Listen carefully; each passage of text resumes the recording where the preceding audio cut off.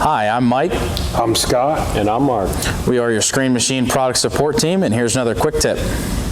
Today we will be going over your angle adjustment settings on your overs conveyor on your 514 TS. So right now we've just swiveled the conveyor out, unfolded from the machine, so this isn't any run angle or anything like that. You theoretically could run at this angle, but we recommend running at 18, 21, and 24 degrees. All the way up at 24 degrees, you're going to get a discharge height of about 16 foot 7 inches. So we're just kind of going to go through how to set these at each one of the angles. There's a pictorial diagram here on both the conveyors that shows you how to line up the different holes on this side and how to line up the holes on that side. So on this side, we have 3 holes on our inner tube and 2 holes on our outer tube. On the other side over there, we actually have a bracket or a plate that's welded on the other side of this tube here that has 2 holes in it. And then on our adjustment rod bracket, we have 3 holes on that as well. So you'll see that in the pictorial here. That's your adjustment rod, your plate, and then your holes on this side here. So we first want to go up to this 18 degrees.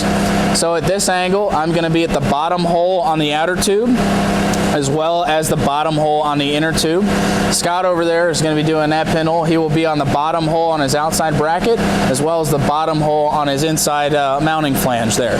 So you're going to go over to your over cylinder handles right here. You're just going to raise them up till you're at that right pinhole there.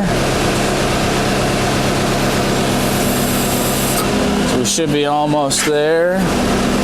So right now, as you can see here, we want to be in the bottom hole right here of this outer tube, and this is the first hole of the inner tube as well. I'm going to go ahead and put my pin in there, and then I'll go up with Scott's side a little bit.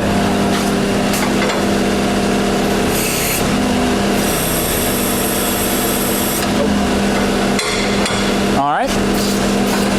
Now I'm going to let the pressure down on those pins, make sure everything's level. If it's not, you can use the adjustment screw on Scott's side over there to level it up side by side. We look pretty good here. So right now we're actually at our 18 degree run height. So we're going to go up to our 21 degree. Next, I will be at the top hole in this outer tube, and we'll be at the 3rd hole in this inner tube here. Scott on the opposite side will be at the top hole on his mounting flange and the top hole on his bracket to get 21 degrees. So I'm going to go ahead and let the pressure off these pins here. Take mine out. All right, Scott's got his out. We'll go to that 21 degrees.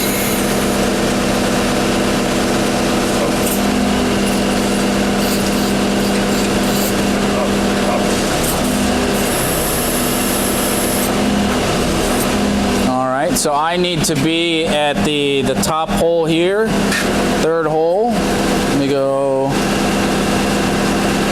down a little bit. So that is where I need to be. Scott needs to be at the top hole in the top bracket. So we'll come down a little bit with his side. All right. Now we'll let the pressure down on these pins, make sure everything's level, everything's good to go there. Looks good, looks level. We're now at that 21 degrees.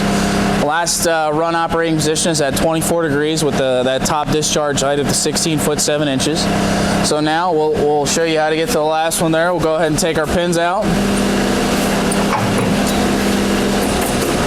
All right, Scott's got his out. So the last one here, we'll follow this pictorial diagram.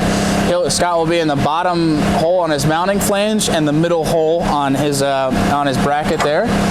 I will be on the bottom hole on my outer tube here, right there, and on the middle hole on my inner tube. So I got to just come up a little bit here.